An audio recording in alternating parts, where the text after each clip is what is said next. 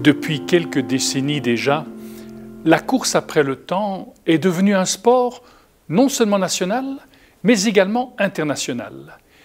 J'irais même jusqu'à risquer de dire que cette course après le temps n'est pas optionnelle.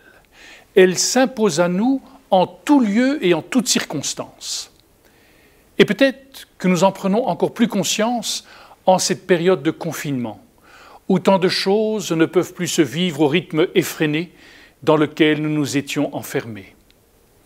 Reconnaissons-le, trop souvent nous nous sentons submergés par tout ce qu'il y a lieu de faire, de planifier, d'organiser.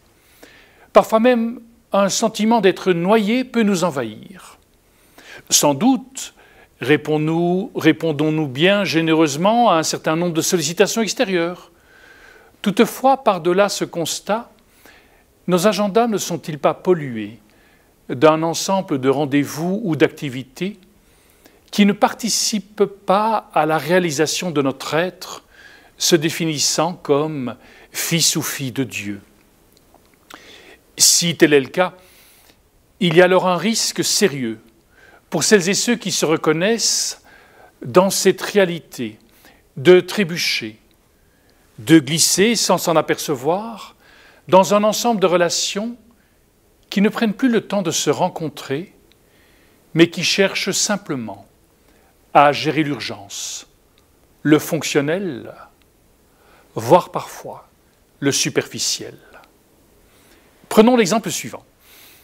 Combien de fois ne nous arrive-t-il pas, lorsque nous rencontrons une personne en rue, de lui demander « Bonjour, ça va ?»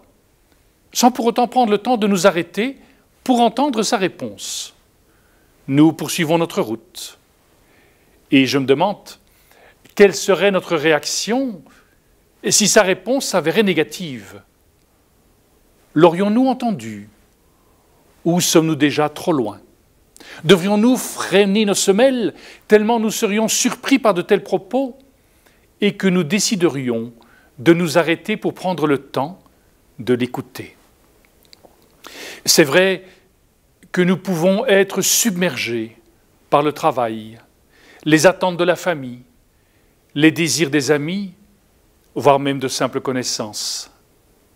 Mais n'est-il justement pas temps d'également reconnaître que quelque part, nous sommes aussi submergés par nos propres attentes? Et peut-être même qu'en faisant un chemin de vérité sur nous-mêmes, nous sommes sans doute prêts à répondre aux attentes des autres, parce que d'une certaine manière, elles rejoignent les nôtres.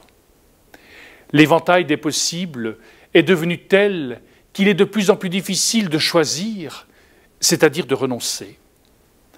Or, la vie dans l'exercice de la liberté n'est-elle pas par définition renoncement?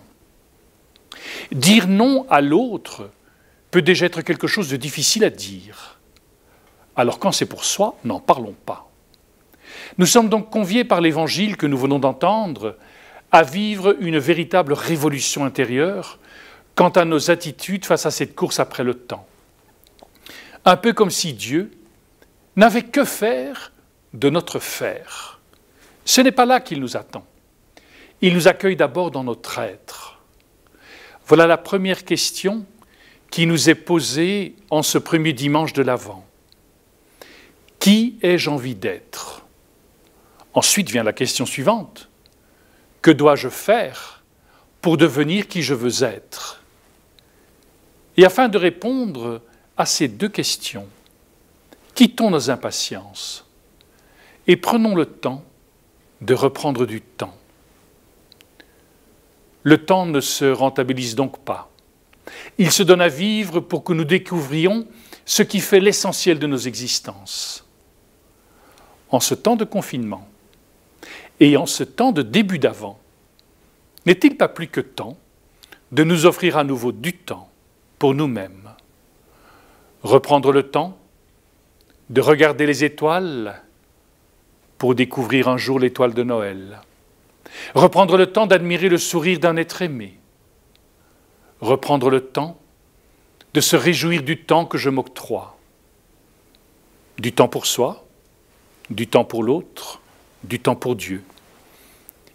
Puissions-nous prendre ce temps puisque c'est dans cette veille dont parle le Christ que nous redécouvrons l'essentiel de notre humanité, s'enracinant dans la divinité. Le découvrir, puis l'accepter, afin d'en vivre, n'est alors possible que si nous réapprenons non plus à courir après le temps, mais à le perdre. C'est peut-être cela aussi, veiller. Amen.